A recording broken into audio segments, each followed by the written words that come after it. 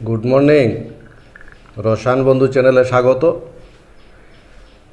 আজকে আমরা জৈব রসায়নের এমন কিছু কিছু বিষয় শিখব যেটা জৈব রসায়ন পড়তে আমাদের খুব সাহায্য করবে। যেমন সাহায্য করবে তেমন ইন্টারেস্টিংও বটে। আগের দিনের ক্লাসে আমরা জৈব রসায়নের কিভাবে জৈব রসায়ন আবিষ্কার হলো, 200 বছরের চেষ্টায় কিভাবে জৈব যৌগের গঠন সম্পর্কে একটা স্বচ্ছ ধারণা তৈরি হলো সেটা দেখেছি। আজকে ঠিক তেমনি আরও ছোট ছোট কিছু জিনিস দেখব, যে জিনিসগুলো সম্মিলিত রূপ আমাদের কিন্তু জৈব যৌগ পড়ার ক্ষেত্রে খুব সাহায্য করবে এবং উৎসাহ যোগাবে। এরকমই কিছু বিষয় নিয়ে আজকের ক্লাসটা সাজানো, যার প্রথম হলো সংকরায়ন এবং কার্বন কার্বন বন্ধন দৈর্ঘ্য ও বন্ধন বিয়োজন শক্তি।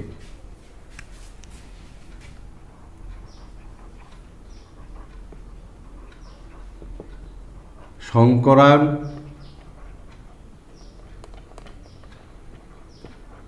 বন্ধন দৈর্ঘ্য আর বন্ধন বিয়োজন শক্তি।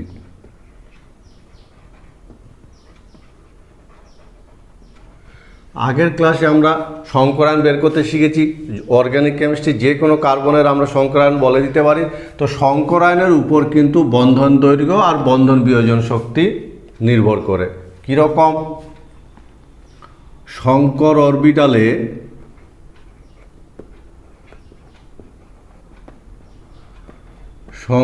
অরবিটালে এস চরিত্র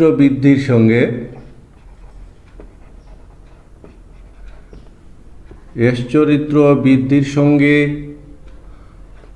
আকার হ্রাস পায়। ঠিক আছে, আকার হ্রাস পায়, সংকর অরবিটালে আকার হ্রাস পায়, সেই সঙ্গে বন্ধন দৈর্ঘ্য হ্রাস পায়। কারণ আকার হ্রাস পেলে বন্ধন দৈর্ঘ্য হ্রাস পাবে, আর বন্ধন দৈর্ঘ্য হ্রাস পেলে বন্ধন শক্তি তথা বন্ধন বিয়োজন শক্তি বৃদ্ধি পায়। এই হলো এদের মধ্যে সম্পর্ক। তাহলে এস চরিত্র বের করতে পারলে হয়ে গেল। এবার চলে আসো এদিকে সংকর অরবিটাল, সংকরায়ন আর এস চরিত্র। সংকরায়ন যদি sp3 হয় তাহলে এস চরিত্র হয় প্রায় 25%। কারণ 4টা অরবিটাল এখানে আছে, 4টা অরবিটাল মিলে যদি 100 ধরা হয় তাহলে এক একটা অরবিটাল 25%। সংকরায়ন যদি sp2 হয় তাহলে 33.3% হয় এস চরিত্র। সংকরায়ন যদি sp হয় তাহলে 50% হয় এস চরিত্র। এটা বুঝতে পারলে তো যে এস ক্যারেক্টার বের করতে হয় কি করে? দেখো, sp3 একটা এস, 3টা পি অরবিটাল, মোট 4টা অরবিটাল মিলে যদি 100 হয় তাহলে এখানে একটা এস অরবিটাল 25% শেয়ার করে। এটাকে বলা হয় এস ক্যারেক্টার বা এস চরিত্র। তাহলে এস চরিত্র যত বৃদ্ধি পাবে অরবিটালের আকার কিন্তু তত ছোট হয়। সুতরাং সংকর অরবিটালগুলোর আকারের ক্রম কি হবে বলো তো? আকারের ক্রম কি হবে? sp3-র আকার সবথেকে বড় হবে, তারপরে sp2, তারপরে sp। এটা হলো সংকর অরবিটালগুলোর আকারের ক্রম, তাই না? তাহলে আমরা যদি এবার এই জিনিসটা দেখি, যেমন মনে করো কার্বন কার্বন, এই কার্বন কার্বন যে বন্ধন দৈর্ঘ্যগুলো আছে, কার্বন কার্বন বন্ধন দৈর্ঘ্য, এদের মধ্যে কোন বন্ধন দৈর্ঘ্যের ক্রমটা কীরকম হবে? তো এইখানে কার্বনের সংকরায়ন sp3, এখানে কার্বনের সংকরায়ন sp2, এখানে সংকরায়ন sp বোঝা গেছে? এরকম যদি সংকরায়নগুলো হয় তাহলে বলতে পারবে যে এদের মধ্যে কোনটার বন্ধন দৈর্ঘ্য বড়, কোনটা ছোট। আমরা জানি যে এসের ক্যারেক্টার যত বাড়বে বন্ধন দৈর্ঘ্য তত ছোট হয়। ফলে এই দিক থেকে এদিকে কি হবে? বন্ধন দৈর্ঘ্য হ্রাস পাবে। আর বন্ধন দৈর্ঘ্য যদি হ্রাস পায় তাহলে বন্ধন শক্তি কি হবে? বন্ধন শক্তি বৃদ্ধি পাবে। ফলে বিভিন্ন অর্গানিক কেমিস্ট্রির ক্ষেত্রে যে বিভিন্ন বন্ধনগুলো আছে, কার্বন কার্বন বা কার্বন হাইড্রোজেন বন্ধন দৈর্ঘ্য, সেখানে এস ক্যারেক্টার নির্ণয়ের মাধ্যমে আমরা কিন্তু বলে দিতে পারি কোন বন্ধন দৈর্ঘ্য বড় হবে এবং কোন বন্ধন দৈর্ঘ্য ছোট হবে। যেমন আমরা যদি দেখি যে মনে করো কার্বন হাইড্রোজেন বন্ধন দৈর্ঘ্যের কথা বলা হয়, কার্বন হাইড্রোজেন, এখানে মনে করো এটা sp3s, এখান sp2s, এসপিএস। তাহলে বলো তো এদের মধ্যে কোনটা বন্ধন দৈর্ঘ্য বড়, কোনটা ছোট হবে, বা এদিক থেকে এদিকে গেলে বন্ধন দৈর্ঘ্য বাড়বে না ছোট হবে, কি হবে? তো বাদিক থেকে ডান দিকে গেলে দেখতে পাচ্ছ এসের ক্যারেক্টার কার্বনে ধীরে ধীরে বৃদ্ধি পাচ্ছে। এসের ক্যারেক্টার যত বৃদ্ধি পাবে বন্ধন দৈর্ঘ্য তত হ্রাস পাবে, ফলে বন্ধন দৈর্ঘ্য হ্রাস পাবে। আর বন্ধন দৈর্ঘ্য হ্রাস পেলে বন্ধন শক্তি কি হবে? বন্ধন শক্তি বৃদ্ধি পাবে, বন্ধন শক্তি বৃদ্ধি পাবে। ফলে খুব সহজে কিন্তু আমরা জৈব রসায়নের যে বিভিন্ন কার্বন কার্বন বা কার্বন হাইড্রোজেন বন্ধন দৈর্ঘ্যগুলো ব্যাখ্যা করতে পারি। বোঝা গেছে? তাহলে সংকরায়নের সাথে সংকর অরবিটালে এসের ক্যারেক্টারের উপর নির্ভর করে বন্ধন দৈর্ঘ্য কীরকম নির্ভরশীল?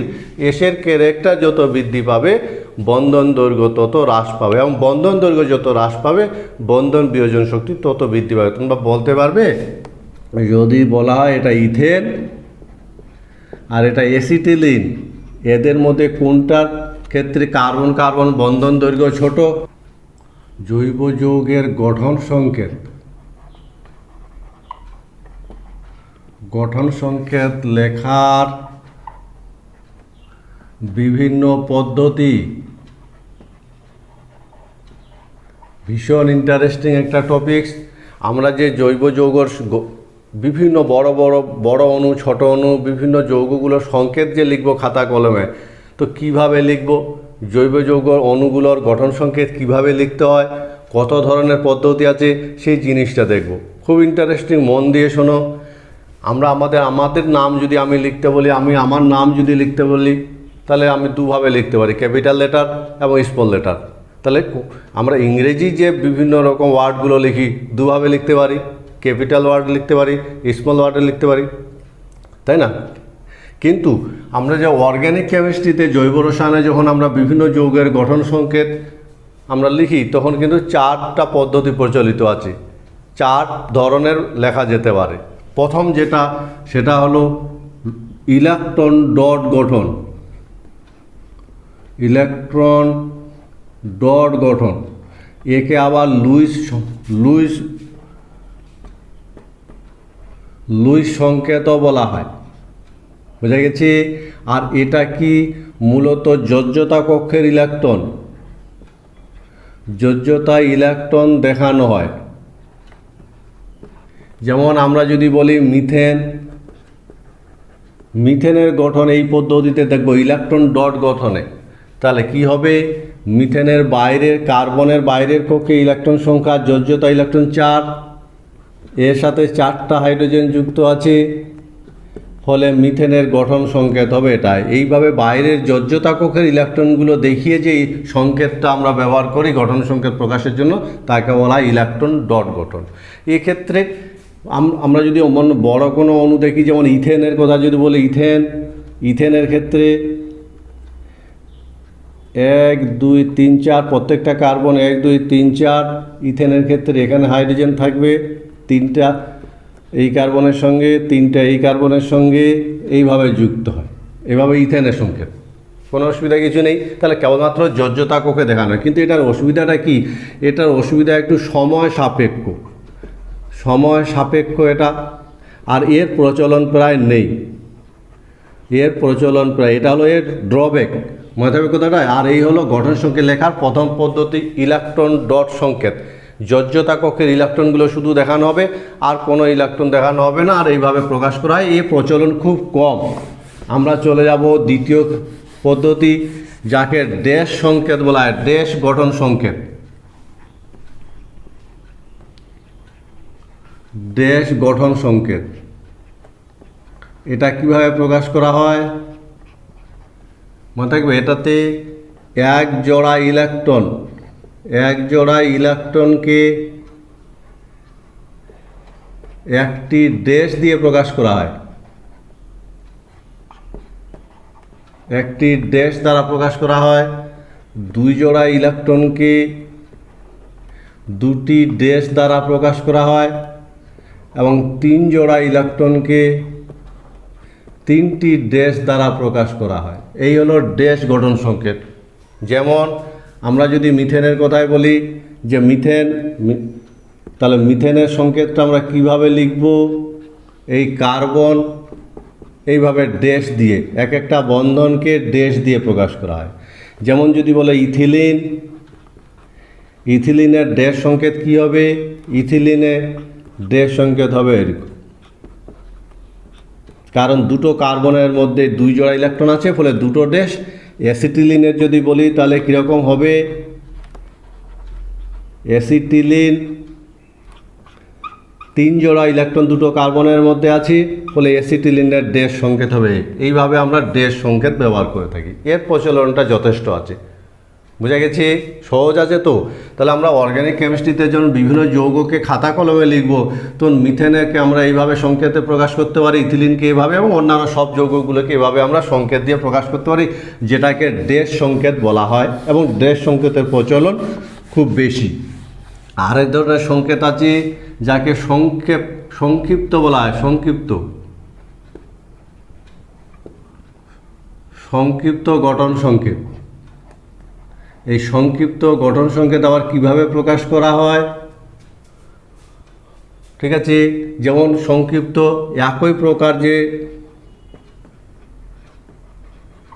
একই প্রকার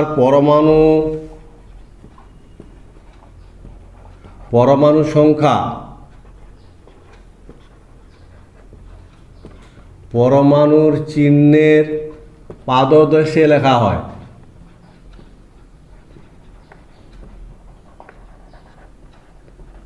যেমন মনে করো বেনজিনে কার্বন আছে 6টা আর হাইড্রোজেন আছে 6টা। ঠিক আছে, তাহলে বেনজিনের সংকেত কী হবে বলো তো? Carbon 6, hydrogen 6। বোঝা গেছে? এইভাবে আমরা পাদদেশে সংখ্যাটা লিখি। যেমন মনে করো চিনির সংকেত তাহলে কী হবে বলো? চিনিতে কার্বন আছে 12টা, হাইড্রোজেন আছে 22 আর অক্সিজেন আছে 11। তাহলে চিনির সংকেত কী হবে? C12, H22, O11। এইভাবে জৈব যৌগের সংকেতগুলো আমরা সংক্ষেপে প্রকাশ করে থাকি। কত সহজ! বোঝা গেছে? আমরা যদি বিউটেনের কথা বলি, বিউটেন কার্বন আছে 4টি আর হাইড্রোজেন আছে 10টি। তাহলে বিউটেনের সংকেত কী হবে? C4H10। এভাবে আমরা প্রকাশ করে থাকি বিভিন্ন সংকেত। গঠন সংকেতের সংক্ষিপ্ত রূপের প্রচলন সর্বাধিক বেশি। তবে বাস্তবে মনে রাখবে যে কোনো একটা নির্দিষ্ট পদ্ধতি না, আমরা দুটো পদ্ধতি বাস্তবে যেটা আমরা ব্যবহার করে থাকি সেটা হলো দুটো পদ্ধতি, ড্যাশ পদ্ধতি আর সংক্ষিপ্ত পদ্ধতি। এই দুটো পদ্ধতির মিলিত অবস্থাটাই বাস্তবে আমরা ব্যবহার করে থাকি।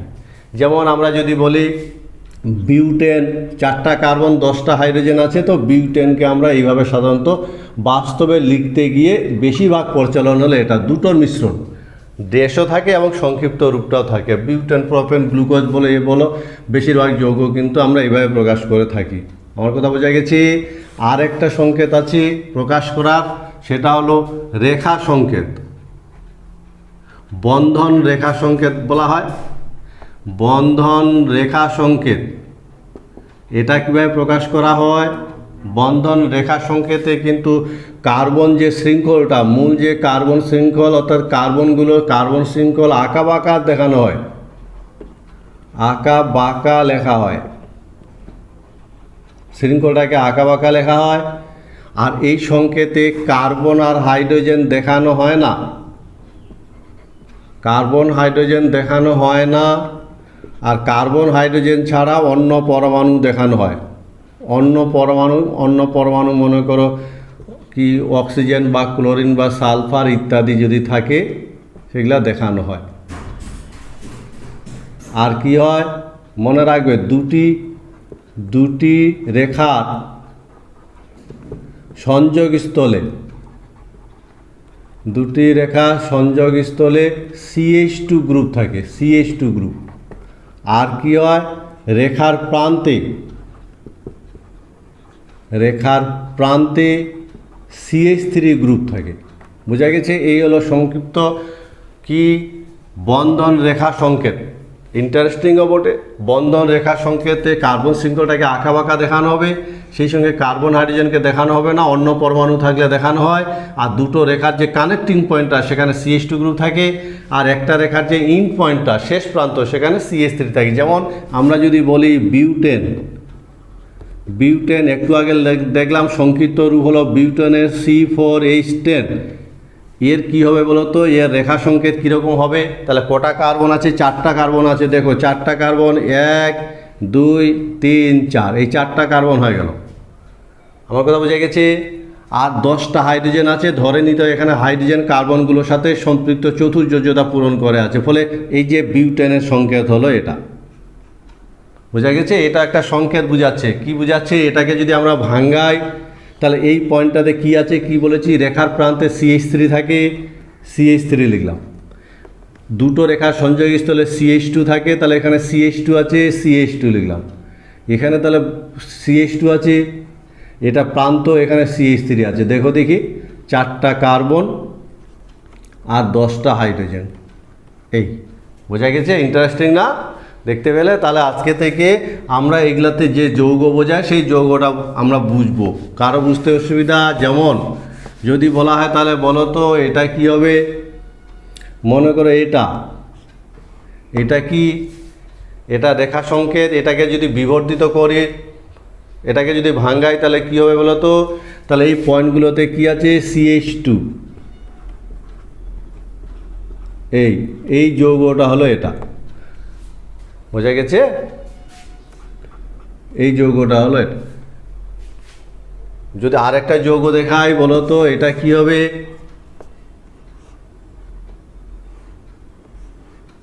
বলো তো এটা কি? বুঝতে পেরেছ? ইন্টারেস্টিং না? দেখো এটাকে কি হবে ভাঙাবো আমরা।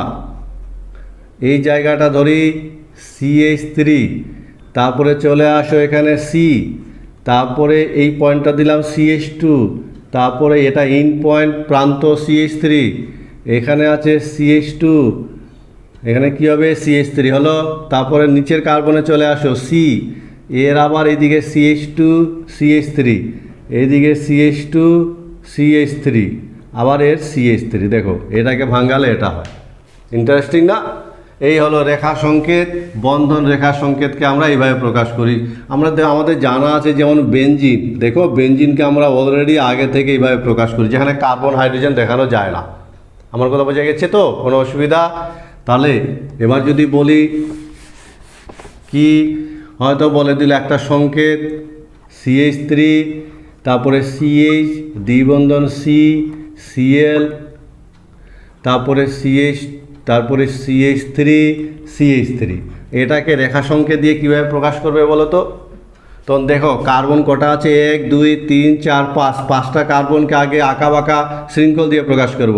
1 2 3 4 5 হলো। 5টা কার্বনের মধ্যে দেখো 2 নম্বর এবং 3 নম্বর কার্বনের মধ্যে দ্বিবন্ধন আছে, দ্বিবন্ধন দিলাম। আবার 3 নম্বর কার্বন একটা গ্রুপ আছে, হাইড্রোজেন ও কার্বন ছাড়া, গ্রুপটা দেখালাম। বোঝা গেছে? 1 2 3 4 5, 1 2 3 4 5। 2 নম্বর কার্বনের আছে, 2 নম্বর কার্বনের Cl আছে, 2 নম্বর কার্বনের Cl দিলাম। 3 নম্বর কার্বনের CH3 আছে, CH3 দিলাম। এই হলো। এটাকে যদি আমি ড্যাশ সংকেত দিয়ে লিখি তাহলে এটা হবে। বোঝা গেছে কি না বলো? সহজ আছে তো? তোমরা রেখা সংকেত দেখাও তো। রেখা সংকেতটাকে বিবর্ধিত করবে। মনে করো এরকম একটা রেখা সংকেত আছে, এরকম একটা রেখা সংকেত আছে, এটাকে বিবর্ধিত করবে। এটাকে বিবর্ধিত করে জৈব যৌগের শ্রেণীবিভাগ।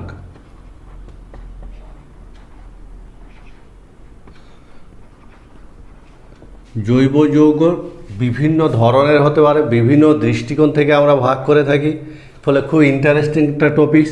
জৈব যৌগ সম্পর্কে একটা স্বচ্ছ ধারণা তৈরি করতে গেলে জৈব যৌগের শ্রেণীবিভাগ কিন্তু খুব ভালো করে ধারণা থাকা চাই। ফলে বিভিন্ন দৃষ্টিকোণ থেকে আমরা জৈব যৌগগুলোকে ভাগ করে থাকি। প্রথমত জৈব যৌগগুলোকে আমরা দুটো ভাগে ভাগ করি, যেমন মুক্ত শৃঙ্খল, কি, যেখানে কার্বনগুলোর কোনো বলয় থাকে না, কার্বন বলয় থাকবে না, ঠিক আছে, কোনো বলয় গঠন করে না। কার্বনগুলো কোনো বলয় গঠন করে না, কি থাকে এখানে মুক্ত প্রান্ত থাকে। এই ধরনের যৌগগুলোকে বলা হয় মুক্ত শৃঙ্খল জৈব যৌগ। উদাহরণ হিসাবে যদি আমরা বিউটেন বলি, তাহলে এই যে বিউটেন, এক্ষেত্রে কার্বনগুলো কিন্তু কোনো বলয় তৈরি করে থাকে না, এরকম কোনো বলয় তৈরি করে থাকে না, দুই প্রান্ত খোলা থাকে। এই ধরনের যৌগগুলোকে বলা হয় মুক্ত শৃঙ্খল জৈব যৌগ। আর এই মুক্ত শৃঙ্খল জৈব যৌগগুলোকে আমরা আবার দুটো ভাগে ভাগ করি। মাথায় রাখবে কথাটা, মুক্ত শৃঙ্খল যেখানে সরল শৃঙ্খল জৈব যৌগ। কাদের বলবো? সরল শৃঙ্খল জৈব যৌগ যেখানে কার্বন কোনো একটা কার্বন, মনে থাকবে, কোনো একটি কার্বন দুটির বেশি কার্বনে যুক্ত থাকে না। যদি কোনো যৌগে একটা কার্বন দুটোর বেশি কার্বনে যুক্ত না থাকে, তাহলে তাকে বলা হবে সরল শৃঙ্খল। যেমন এই যৌগটার ক্ষেত্রে দেখো, কোনো কার্বন নেই যেটা দুটোর বেশি কার্বনে যুক্ত আছে, সর্বাধিক দুটো কার্বনে যুক্ত থাকবে, তখন এদেরকে বলা হবে সরল শৃঙ্খল। অন্যদিকে শাখা বিশিষ্ট এক্ষেত্রে কী হবে? কমপক্ষে একটি কার্বন তিনটি কার্বনের সাথে যুক্ত থাকবে,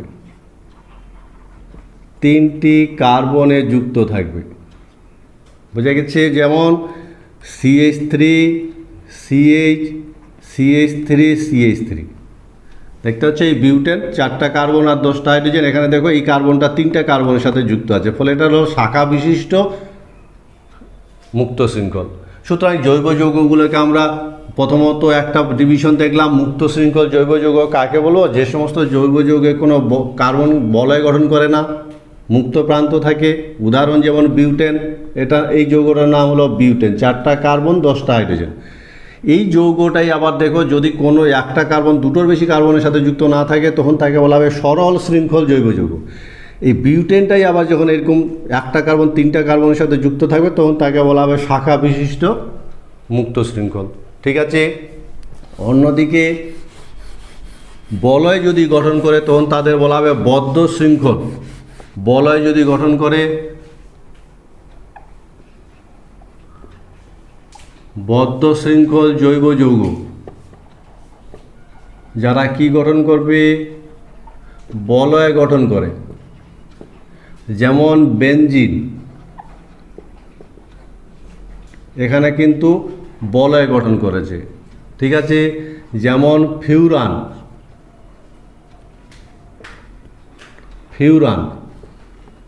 এরা বদ্ধ শৃঙ্খল। কেন? এরা বলয় তৈরি করেছে, বেনজিন, ফিউরান। বোঝা গেছে তো কথাটা? এই ধরনের বদ্ধ শৃঙ্খলকে আবার আমরা দুটো ভাগে ভাগ করি।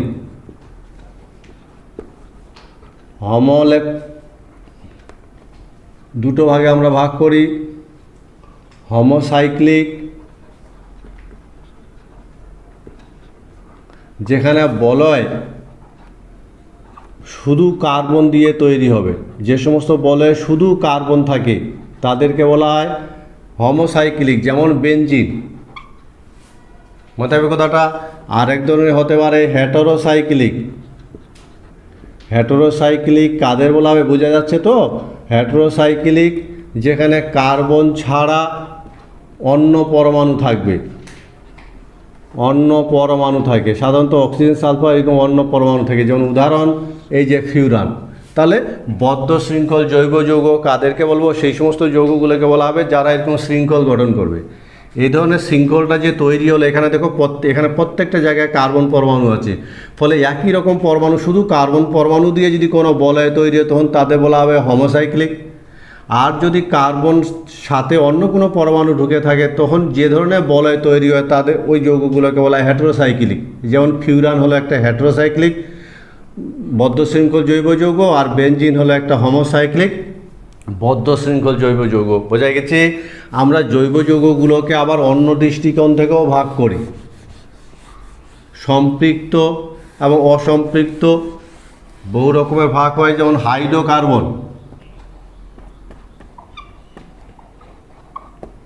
হাইড্রোকার্বন কাদেরকে বলা হয়?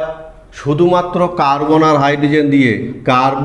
হাইড্রোজেন দিয়ে যে সমস্ত জৈব যৌগ তৈরি হয় তাদেরকে বলা হয় হাইড্রোকার্বন। যে সমস্ত, যেমন বিউটেন, শুধু কার্বন আর হাইড্রোজেন থাকে, যেমন বেনজিন, এরা হলো হাইড্রোকার্বন। শুধু কার্বন আর হাইড্রোজেন দিয়ে গঠিত জৈব যৌগকে আমরা হাইড্রোকার্বন বলে থাকি। ঠিক আছে, এই হাইড্রোকার্বনকে আবার আমরা বিভিন্ন ভাগে ভাগ করি, যেমন সম্পৃক্ত হাইড্রোকার্বন কাকে বলবো? যেখানে কার্বন কার্বন শুধুমাত্র এক বন্ধন থাকবে আর অন্য কোনো দ্বিবন্ধন ত্রিবন্ধন থাকবে না, শুধু এক বন্ধন থাকবে। বোঝা গেছে? মনে থাকবে তো? কার্বন কার্বন শুধু এক বন্ধন থাকবে আর অন্য কোনো দ্বিবন্ধন ত্রিবন্ধন থাকবে না, সেই যৌগগুলোকে বলা হয় সম্পৃক্ত হাইড্রোকার্বন। যেমন উদাহরণ যদি আমি বলি, সম্পৃক্ত হাইড্রোকার্বন যেমন ইথেন, যেমন বিউটেন, এই যৌগগুলোতে কোনো কার্বন, শুধু কার্বন আর হাইড্রোজেন দিয়ে তৈরি, কিন্তু কার্বন কার্বন দ্বিবন্ধন বা ত্রিবন্ধন নেই, এদেরকে বলা হয় সম্পৃক্ত হাইড্রোকার্বন। ঠিক আছে, অসম্পৃক্ত হাইড্রোকার্বন তাহলে কাকে বলা হবে বলো তো? যেখানে কার্বন কার্বন দ্বিবন্ধন বা কার্বন কার্বন ত্রিবন্ধন থাকে, হয় দ্বিবন্ধন বা ত্রিবন্ধন থাকে, সেই যৌগগুলোকে বলা হয় অসম্পৃক্ত হাইড্রোকার্বন। সম্পৃক্ত হাইড্রোকার্বনের আরেকটা নাম আছে, এদেরকে বলা হয় প্যারাফিন।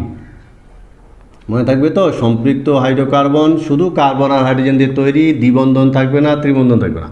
আবার অসম্পৃক্ত হাইড্রোকার্বনকে আমরা দুটো ভাগে ভাগ করি। মনে রাখবে, এখানে কিন্তু নট মনে রাখবে, কার্বন কার্বন দ্বিবন্ধন ত্রিবন্ধন, অন্য পরমাণু দ্বিবন্ধন ত্রিবন্ধন থাকলে সেটা কিন্তু অসম্পৃক্ত হবে না।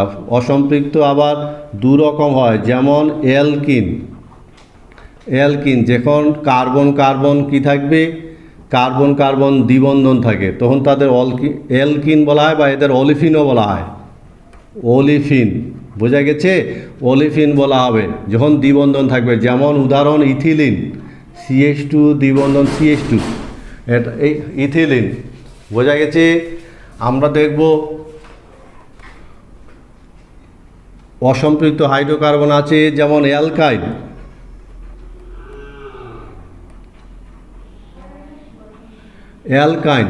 যেমন কার্বন কার্বন ত্রিবন্ধন আছে, উদাহরণ অ্যাসিটিলিন।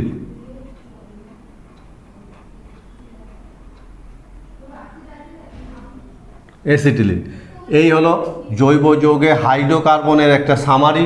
কি পেলাম বলো তো? জৈব যৌগে কার্বন আর হাইড্রোজেন দিয়ে যে সমস্ত যৌগ তৈরি হয় তাদের বলে হাইড্রোকার্বন। এবার হাইড্রোকার্বন কিন্তু তিন রকম হতে পারে, সম্পৃক্ত এবং অ্যালকিন আর অ্যালকাইন জাতীয়, বা সম্পৃক্ত আর অসম্পৃক্ত। সম্পৃক্ত হাইড্রোকার্বনগুলো আরেকটা নাম হলো প্যারাফিন। সম্পৃক্ত হাইড্রোকার্বন কাকে বলো? যখন কার্বন কার্বন কেবলমাত্র এক বন্ধন থাকবে, দ্বিবন্ধন বা ত্রিবন্ধন থাকবে না। আর অসম্পৃক্ত হাইড্রোকার্বন কাকে বলবো? যখন কার্বন কার্বন দ্বিবন্ধন বা ত্রিবন্ধন থাকবে। অসম্পৃক্ত হাইড্রোকার্বনকে আবার দুটো ভাগে ভাগ করা হয়, অ্যালকিন বা অলিফিন, যেখানে কার্বন কার্বন দ্বিবন্ধন থাকবে, আর এক ধরনের হলো অ্যালকাইন, যেখানে কার্বন কার্বন ত্রিবন্ধন থাকবে। অ্যালকিনের উদাহরণ যেমন ইথিলিন, অ্যালকাইনের উদাহরণ যেমন অ্যাসিটিলিন। তবে এখানে মনে রাখবে যে কার্বন কার্বন ছাড়া অন্য যদি দ্বিবন্ধন বা ত্রিবন্ধন থাকে তাহলে তারা কিন্তু অসম্পৃক্ত। শুধুমাত্র কার্বন কার্বন মনে রাখবে, শুধুমাত্র কার্বন কার্বন বন্ধন বিবেচনা করা হয়। অন্য, যেমন মনে করো CH3CHO, এটার মধ্যে কীরকম বন্ধন আছে? CH দ্বিবন্ধন আছে, তাহলে এটা সম্পৃক্ত না অসম্পৃক্ত বলো তো? এর মধ্যে কার্বন আর অক্সিজেন দ্বিবন্ধন আছে, ফলে কার্বন অক্সিজেন দ্বিবন্ধন বিবেচনা করা হবে না, সুতরাং এটা সম্পৃক্ত। আমার কথা বুঝাতে পেরেছি? তাহলে তোমরা বলো তো, বলতে পারবে যেমন CH3CN, এটা সম্পৃক্ত না অসম্পৃক্ত? কার্বন এর শ্রেণীবিভাগ, জৈব যৌগে যে কার্বন তো থাকবেই, এবং এই কার্বনকে আমরা বিভিন্ন শ্রেণীতে ভাগ করি এবং হাইড্রোজেনকেও বিভিন্ন শ্রেণীতে ভাগ করা হয়। মূলত কার্বনকে 4টা শ্রেণীতে ভাগ করা হয়। মনে থাকবে, কার্বনের ভাগ, একে ডিগ্রিও বলা হয়। আমরা উদাহরণ দিয়ে যদি দেখি, CH3, এই উদাহরণটার ক্ষেত্রে দেখো, এই একটা উদাহরণ যেখানে আমরা কার্বনগুলোকে বিভিন্ন ভাগে ভাগ করব। ঠিক আছে, ইন্টারেস্টিংও বটে। যেমন মনে রাখবে কি, যে কার্বনটাকে আমরা বিভাজিত করব সেটা যতগুলো কার্বনের সাথে যুক্ত থাকে, কোনো কার্বন যতগুলি কার্বন যুক্ত থাকে সেই সংখ্যাটাকে বলা হয় তার ডিগ্রি। সেই সংখ্যাকে কি বলা হবে? তার ডিগ্রি বলা হবে, ডিগ্রি, যতগুলো কার্বনের সাথে যুক্ত থাকবে। যেমন চলে আসো এখানে, মনে থাকবে তো? তাহলে কোনো একটা কার্বনে যখন আমরা ডিগ্রি নির্ণয় করব, তখন সেই কার্বনটা আর কটা কার্বনের সাথে যুক্ত আছে? দুটো কার্বনের সাথে যুক্ত থাকলে 2 ডিগ্রি বা সেকেন্ডারি, 3টা কার্বনের সাথে যুক্ত থাকলে 3 ডিগ্রি বা টারশিয়ারি, 4টা কার্বনের সাথে যুক্ত তাহলে কোয়াটারনারি। খুব সহজ আছে।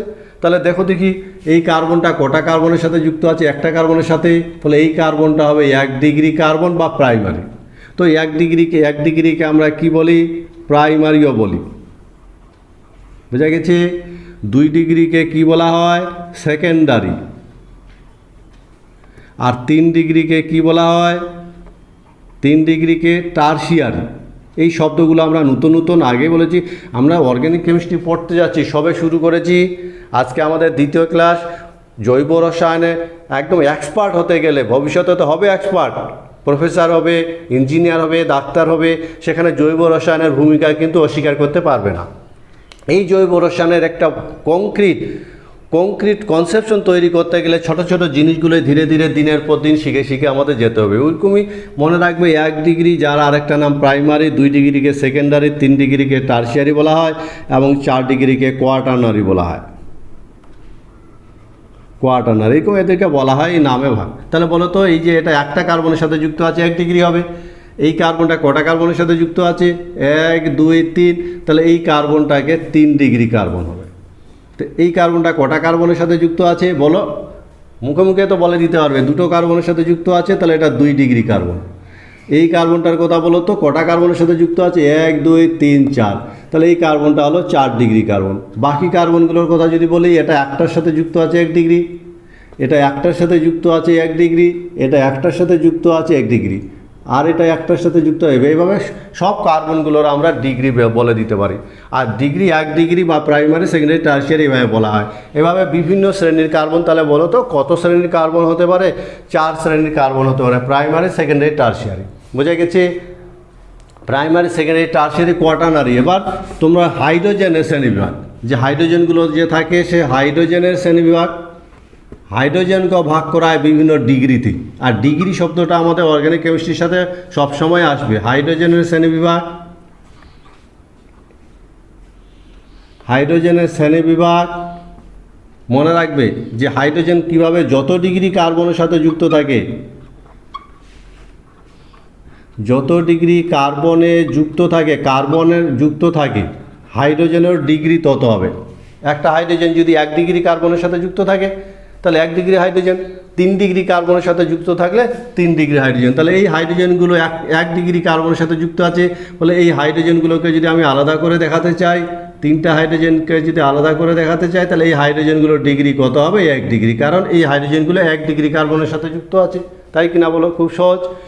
এই হাইড্রোজেনগুলো, এই যে হাইড্রোজেনটা দেখতে পাচ্ছ, এই হাইড্রোজেনটা কত ডিগ্রি হবে বলো তো? এই হাইড্রোজেনটা 3 ডিগ্রি কার্বনের সাথে যুক্ত আছে, ফলে এই হাইড্রোজেনটা হবে 3 ডিগ্রি। বোঝা গেছে? তাহলে যত ডিগ্রি কার্বনের সাথে একটা হাইড্রোজেন যুক্ত থাকে, হাইড্রোজেনের ডিগ্রি তত হয়। আর একটা কার্বন যতগুলো কার্বনের সাথে যুক্ত থাকে, সেই কার্বনের ডিগ্রি তত হয়।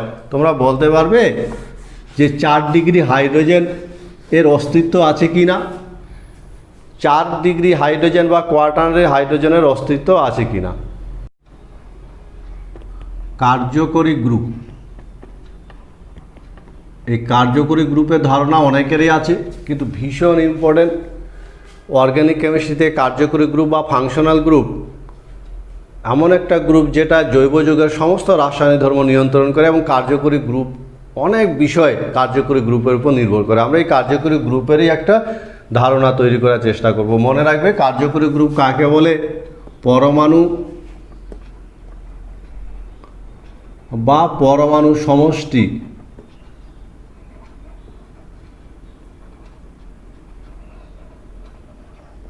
যারা কি করে? যারা জৈব যৌগের রাসায়নিক ধর্ম নিয়ন্ত্রণ করে।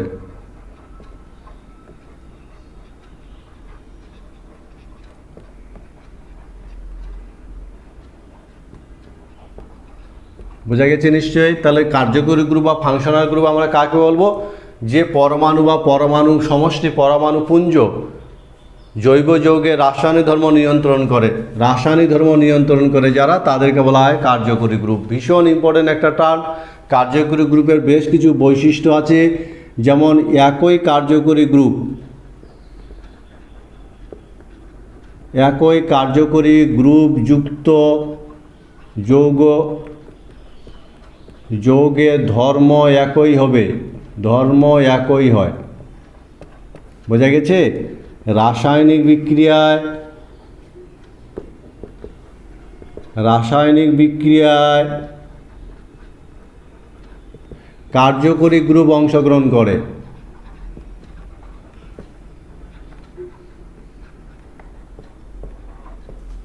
কার্যকরী গ্রুপের আর কি বৈশিষ্ট্য? এরা অনেক সময় ভৌত ধর্ম অনেক সময় প্রভাবিত করে। বোঝা গেছে? আবার একাধিক যদি কার্যকরী গ্রুপ থাকে, একাধিক গ্রুপ থাকলে সবগুলি গ্রুপের ধর্ম দেখায়। ফলে একটা যৌগের মধ্যে যদি একাধিক কার্যকরী গ্রুপ থাকে তাহলে মোটামুটি সব গ্রুপগুলো ধর্ম দেখায়। আবার আরও যদি বৈশিষ্ট্য বলি, কার্যকরী গ্রুপের একই গ্রুপযুক্ত যৌগ ভিন্ন ধর্ম দেখাতে পারে। বোঝা গেছে? এই হলো কার্যকরী গ্রুপের একটা বৈশিষ্ট্য। আবার বলছি, ভীষণ ইম্পর্টেন্ট একটা টার্ম কার্যকরী গ্রুপ। অর্গানিক কেমিস্ট্রিতে মূলত, প্র্যাকটিক্যালের সাথেও রিলেটেড আছে, এবং কার্যকরী গ্রুপের ভিত্তিতে আমরা সমস্ত জৈব যৌগগুলোকে বিভিন্ন শ্রেণীতে ভাগ করি এবং তাদের ধর্ম, এক একটা শ্রেণীর যৌগগুলো ধর্ম প্রায় একই হয়। তো আমরা যদি পয়েন্ট আউট করার চেষ্টা করি বৈশিষ্ট্যগুলো, তাহলে মনে রাখবে আজকে থেকে যে সমস্ত যৌগের কার্যকরী গ্রুপ একই হয় তাদের ধর্ম প্রায় একই হয়। আবার রাসায়নিক বিক্রিয়ায় কার্যকরী গ্রুপটাই অংশগ্রহণ করে, বাকি অণুটা প্রায় অপরিবর্তিত থাকে। সেই সঙ্গে মনে রাখবে কিছু কিছু ক্ষেত্রে ভৌত ধর্ম প্রভাবিত হয়। যেমন আমরা যদি বলি C6H, এই যৌগটা থেকে যদি OH কার্যকরী গ্রুপ OH হয় তাহলে এর স্ফুটনাঙ্ক বেশি হয়। অথচ এই যৌগটা থেকে যদি CH3 ইথার তৈরি করে তাহলে তার স্ফুটনাঙ্ক আবার কম হয়। সুতরাং ভৌত ধর্ম যেমন স্ফুটনাঙ্ক কার্যকরী গ্রুপ দ্বারাও প্রভাবিত হয়। বোঝা গেছে কথাটা? কার্যকরী গ্রুপ যদি আলাদা হয় তাহলে সেক্ষেত্রে ভৌত ধর্ম আলাদা হচ্ছে। আবার কি বললাম?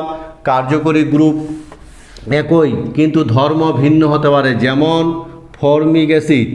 ফর্মিক অ্যাসিডের বিজারণ ধর্ম আছে, বিজারণ ধর্ম বর্তমান, কিন্তু একই কার্যকরী গ্রুপযুক্ত অ্যাসিটিক অ্যাসিড, দেখো এর কার্যকরী গ্রুপ COOH, এর কার্যকরী গ্রুপ COOH, কিন্তু এর বিজারণ ধর্ম নেই। সুতরাং একই কার্যকরী গ্রুপযুক্ত যৌগের ধর্ম ভিন্ন হতে পারে। বোঝা গেছে? ভীষণ ইম্পর্টেন্ট এই জায়গাটা। কার্যকরী গ্রুপের আমরা যদি উদাহরণ বলি, বিভিন্ন শ্রেণীর কার্যকরী গ্রুপের উদাহরণ, যেমন দুই একটা আমাদের বইতে দেখবে, বইগুলো যখন ফলো করবে অনেকগুলো দেওয়া থাকবে, বড় বড় লিস্ট দেওয়া থাকবে।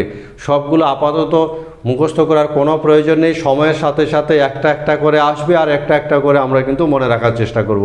হুড়মুড়িয়ে এখানে মনে রাখার কোনো দরকার নেই, কোনো চাপ নেওয়া দরকার নেই। রিল্যাক্সে পড়াশোনা করবে, এনজয় করবে পড়াটাকে, ধীরে ধীরে সময়ের সাথে সাথে বিভিন্ন তথ্য মনে রাখার চেষ্টা করবে। ওরকমই যদি আমরা বলি শ্রেণী এবং তার কার্যকরী গ্রুপ, যেমন শ্রেণী অ্যালকোহল, বিভিন্ন কার্যকরী গ্রুপের ভিত্তিতে আমরা বিভিন্ন ভাগে ভাগ করি এবং এদের কার্যকরী গ্রুপ হলো OH, যাকে হাইড্রক্সিল গ্রুপ বলে। যেমন অ্যালডিহাইড, কার্যকরী গ্রুপের ভিত্তিতে আমরা জৈব যৌগগুলোকে বিভিন্ন ভাগে ভাগ করি, ওরকম দুই একটা ভাগ মনে রাখার চেষ্টা করবে। অ্যালডিহাইড শ্রেণীর যৌগগুলোর কার্যকরী গ্রুপ হলো CHO, মনে থাকবে। যেমন কিটোনের কার্যকরী গ্রুপ হলো সিও, বুঝে গেছে। যেমন কার্বক্সিলিক অ্যাসিড,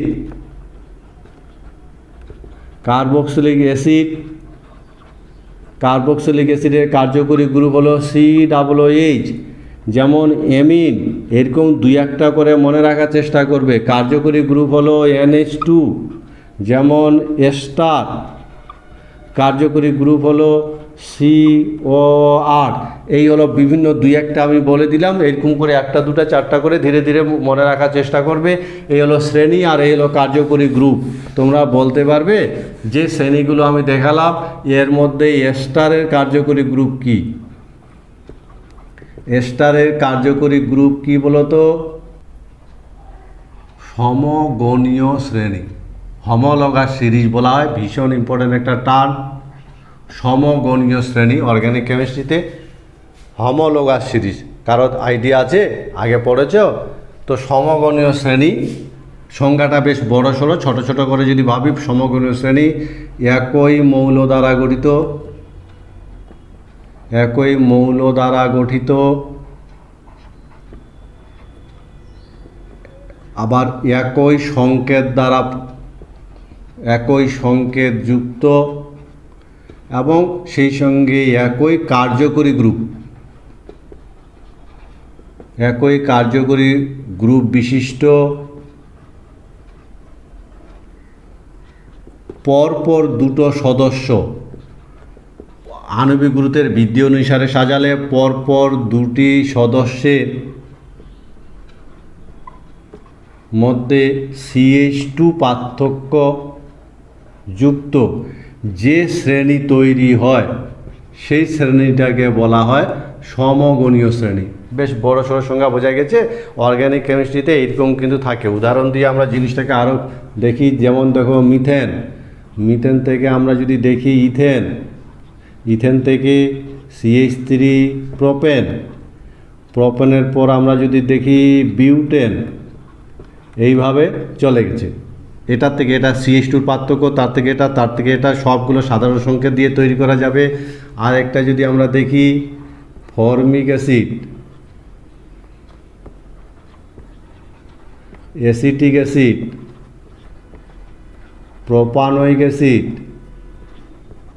বিউটানোয়িক অ্যাসিড, এই যে সিরিজগুলো, এই যে শ্রেণীগুলো, এই শ্রেণীগুলোকে বলা হয় সমগণীয় শ্রেণী। দেখতে পাচ্ছ একই সাধারণ সংকেত দিয়ে এদেরকে প্রকাশ করা যায়।